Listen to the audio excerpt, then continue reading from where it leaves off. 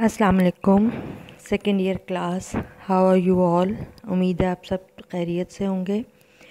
अब हम अपना नेक्स्ट लेक्चर जो है वो चैप्टर नंबर 15 होम्योस्टेसिस में से एक्सक्रीशन का टॉपिक शुरू करने लगे हैं।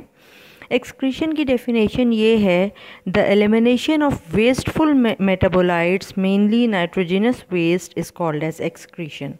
आपको पता है कि हमारी जो बॉडी है उसमें हर वक्त मेटाबॉलिक एक्टिविटीज़ हो रही होती हैं और उसके नतीजे में कोई ना कोई बाई प्रोडक्ट्स या वेस्ट बन रहे होते हैं। जैसे जब कार्बोहाइड्रेट और लिपिड्स का मेटाबॉलिज्म होता है तो उसका जो वेस्ट मटेरियल है वो कार्बन डाइऑक्साइड और वाटर की फॉर्म में बनता है जो हमारी बॉडी में एक्सेस है। इसी तरह जब प्रोटीन्स और न्यूक्लियो प्रोटीन्स का मेटाबॉलिज्म बॉडी में होता है तो नाइट्रोजनस वेस्ट बनता है जो कि हमारी बॉडी के लिए बहुत ज़्यादा टॉक्सिक होता है। और ये नाइट्रोजनस वेस्ट जो है वो डिफरेंट एनिमल्स में डिफरेंट फॉर्म्स में बनता है। जैसे ये यूरिया की फॉर्म में भी बनता है, यूरिक एसिड की फॉर्म में भी बनता है और अमोनिया की फॉर्म में भी बनता है।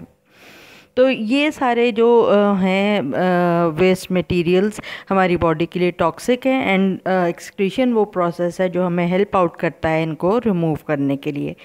सबसे पहले हम देखेंगे एक्सक्रीशन इन प्लांट्स।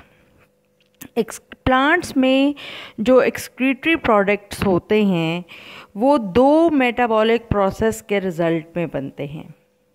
यानी प्लांट्स की बॉडी में जो मेटाबॉलिक प्रोसेसेस हो रहे हैं, फोटोसिंथेसिस और रेस्पिरेशन, इनके नतीजे में जो वेस्ट प्रोडक्ट्स बनते हैं वो प्लांट्स को रिमूव करने होते हैं।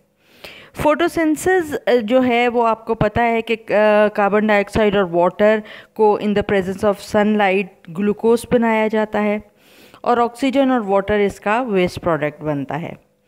और रेस्पिरेशन जो है वो टोटली ऑपोजिट है, वो उलट होता है फोटोसिंथेसिस के, और इसके जो वेस्ट प्रोडक्ट्स बनते हैं वो कार्बन डाइऑक्साइड और वाटर है। यानी कि ये वो चीज़ें हैं जो प्लांट की बॉडी में एक्सेस हैं और प्लांट्स को अपनी बॉडी से रिमूव करने की ज़रूरत है। पहले हम देखते हैं कि removal of gases and water जो है वो प्लांट्स किस तरह से करते हैं या प्लांट्स जो है वो इसे किस तरह से अपनी बॉडी से निकालते हैं।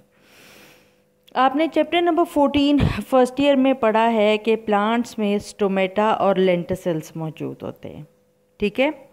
और स्टोमेटा का काम क्या है? ट्रांसपायरेशन करना। और ट्रांसपायरेशन क्या है कि और उसमें उसका मकसद क्या होता है कि to maintain the gaseous exchange between environment and the plant body, ठीक है। तो स्टोमेटा का काम क्या है? Maintain a gaseous exchange between environment and plant body. जो गैसेस प्लांट्स को रिक्वायर्ड नहीं है वो उसको एक्सक्रीट आउट कर देता है या एक्सहेल कर देता है, और जो उसको रिक्वायर्ड है उसको इनटेक करता है या इनहेल कर लेता है। तो ये तीन इसके तरीक़ेकार हैं, आप कह लें प्रोसीजर्स हैं, या आप कह लें कि ये तीन प्रोसेसेस हैं जिससे प्लांट्स जो है वो गैसेस को रिमूव करते हैं, स्टोमेटा और लेंटिसिल से। दूसरा है ट्रांसपायरेशन और तीसरा है वैक्यूल। ट्रांसपायरेशन क्या होता है? Transpiration is the removal of water from the aerial parts of the plant. ये भी आप लोग पढ़ चुके हुए हैं कि जो ट्रांसपायरेशन है वो किस तरह से होती है कि जो एरियल पार्ट्स हैं प्लांट के, लीव्स वगैरह, इससे जो रिमूवल ऑफ वाटर है इस प्रोसेस को हम कहते हैं ट्रांसपायरेशन। तीसरी चीज़ आ जाती है vacuole. You all know that plant cell contain a big central vacuole, but in the animal cell there are many small vacuoles are present. तो दिस बिग सेंट्रल वैक्यूल जो है इसका काम क्या है कि प्लांट्स अपने वैक्यूल के अंदर बहुत सारे वेस्टफुल और यूज़फुल दोनों चीज़ों को स्टोर करता है, और इस हद तक वो स्टोर उनको करता है कि वो क्रिस्टल फॉर्म में बन जाते हैं, और अब वो जो वेस्ट मटेरियल होते हैं वो प्लांट की बॉडी को कोई नुकसान मज़ीद नहीं पहुंचा सकते। ठीक हो गया? तो ये रिमूवल ऑफ प्लांट्स था।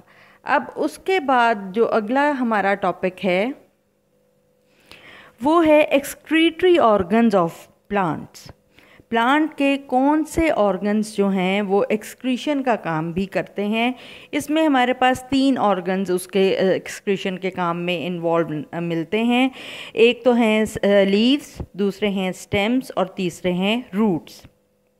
Leaves are also called as excretophores. Phores mean leaf, excreto means excretion, यानी वो leaves जो excretion का काम कर रहे हैं, ठीक है। जब मौसम ख़ज़ा यानी ऑटम आता है तो प्लांट्स अपने लीव्स को शेड कर देते हैं, गिरा देते हैं, और गिरने वाले जो लीव्स होते हैं वो येलो इन कलर होते हैं। इनका ये कलर चेंज जो है ये असल में डिपोजिशन ऑफ वेस्ट मटेरियल की वजह से होता है। इसीलिए हम लीव्स को एक्सक्रीटोफोर्स कहते हैं, क्योंकि लीव्स जो है they are performing the function of excretion. और आपको पता है कि उसकी ये जो कलर चेंज है this is not due to lack of chlorophyll और एनीथिंग। जो वेस्ट मटेरियल उसमें डिपॉजिट हुआ होता है उससे जब ऑटम का सीज़न आता है प्लांट्स अपने लीव्स को गिरा के अपने वेस्ट मटेरियल से आज़ाद हो जाता है। दूसरी चीज़ जो है वो है स्टेम। स्टेम जो है आपको पता है कि स्टेम के सेंटर में वुड होता है और बाहर की साइड्स पे बार्क मौजूद होता है। बार्क जो होता है वो होता है फ्लोएम, जिसका फंक्शन है ट्रांसपोर्टेशन ऑफ फूड, और वुड जो होती है वो जाइलम से बनी हुई होती है जिसका फंक्शन है या जिसका काम है ट्रांसपोर्टेशन ऑफ वाटर। अब ये जो जाइलम के जो टिश्यूज़ होते हैं ये जब नॉन फंक्शनल हो जाते हैं, जैसे हमें बोनी कहते हैं, डार्कर वुड जो सेंटर में मौजूद होती है, तो जब जाइलम के टिश्यूज़ नॉन फंक्शनल हो जाते हैं तो प्लांट्स अपना वेस्ट मटेरियल यहाँ स्टोर करना शुरू कर देते हैं, और इसकी वजह से उसका जो सेंट्रल पार्ट है वो प्लांट का वो हमेशा सख्त भी होता है और ब्लैकिश इन कलर भी होता है। एक और एग्जांपल है ब्लू बेल प्लांट्स की। वो अपना वेस्ट मटेरियल किस तरह एक्सक्रीट आउट करते हैं कि उनके जो सॉइल में बल्ब्स बने हुए होते हैं वो उन बल्ब्स में अपना वेस्ट मटेरियल सारा का सारा स्टोर करते हैं और उसके बाद उसको वहीं पे रहने देते हैं और उसको अपनी बॉडी के साथ से डिटैच कर देते हैं। तीसरा ऑर्गन जो प्लांट का एक्सक्रीशन में काम करता है वो हैं roots. Some plants they remove the waste through the roots such as conifer, gymnosperms, और ये उस वेस्ट को केमिकल वेपन के तौर पे यूज़ कर रहे होते हैं कि जब कोई एक्सटर्नल इंसेक्ट या कोई ऐसी चीज़ इनके रूट्स को इन्वेड करती है जो इनके लिए टॉक्सिक या होती है, तो वो उस वक़्त अपने एक्सक्रीटरी प्रोडक्ट्स वहाँ से एक्सक्रीट आउट करते हैं, तो वो उनसे फाइट कर लेते हैं। तो ये तो सिंपल सा था एक्सक्रीशन इन प्लांट्स। नेक्स्ट हम पढ़ेंगे एक्सक्रीशन इन एनिमल्स, और आई होप कि आपको लेक्चर समझ आया होगा। नेक्स्ट लेक्चर मैं आपका साथ ही अपलोड करती हूँ।